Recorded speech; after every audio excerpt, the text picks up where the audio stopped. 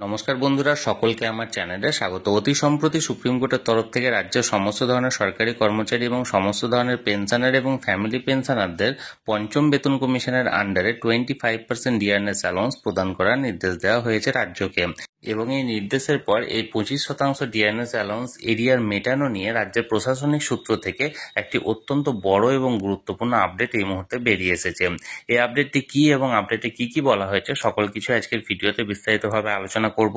ভিডিওটি অত্যন্ত গুরুত্বপূর্ণ, তাই প্রথম থেকে শেষ পর্যন্ত অবশ্যই ধৈর্য সহকারে দেখবেন এবং ভালো লেগে থাকলে অবশ্যই একটি লাইক করবেন এবং সকলের সঙ্গে শেয়ার করবেন।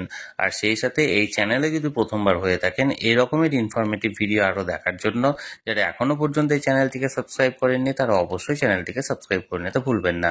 তাহলে চলুন আমরা বিস্তারিত জেনে নিই।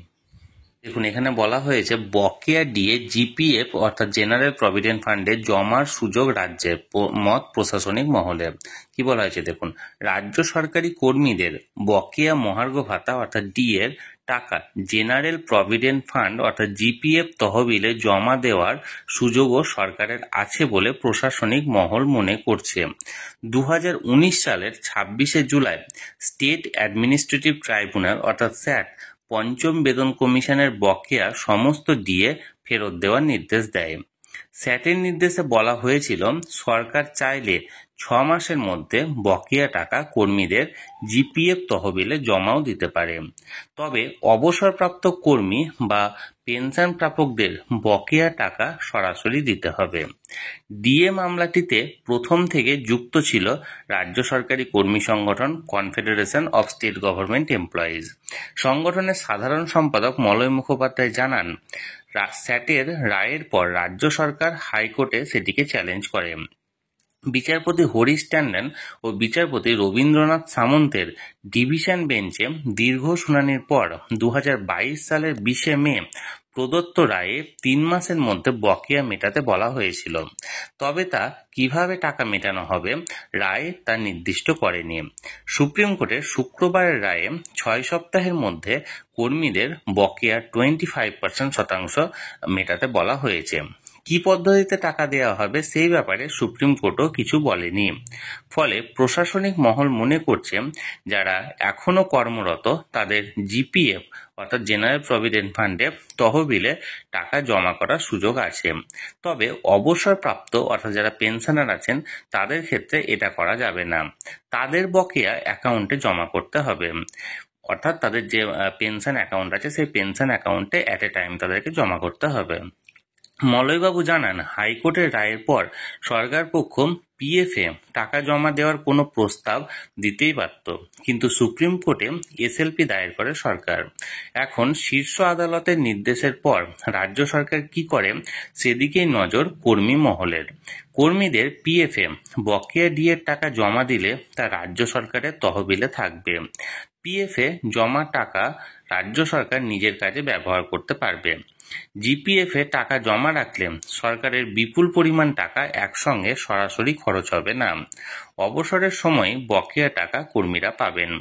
সুপ্রিম কোর্ট রায় মেনে বকেয়া 25% দিতে সরকারের অন্তত 10,000 কোটি টাকা খরচ হওয়ার কথা। রাজ্য সরকারের বাজেট নথিতে জিপিএফে জমা পড়া টাকা ঋণ হিসাবে দেখানো হয়। 2024-25 অর্থবর্ষে পিএফ বা বীমা তহবিল খাতে 5,199 কোটি 99 লক্ষ টাকা জমা পড়েছে বলে বাজেট পুস্তিকায় জানানো হয়েছে। 2023-24 অর্থবর্ষে এটা ছিল 4,422 কোটি 82 লক্ষ টাকা।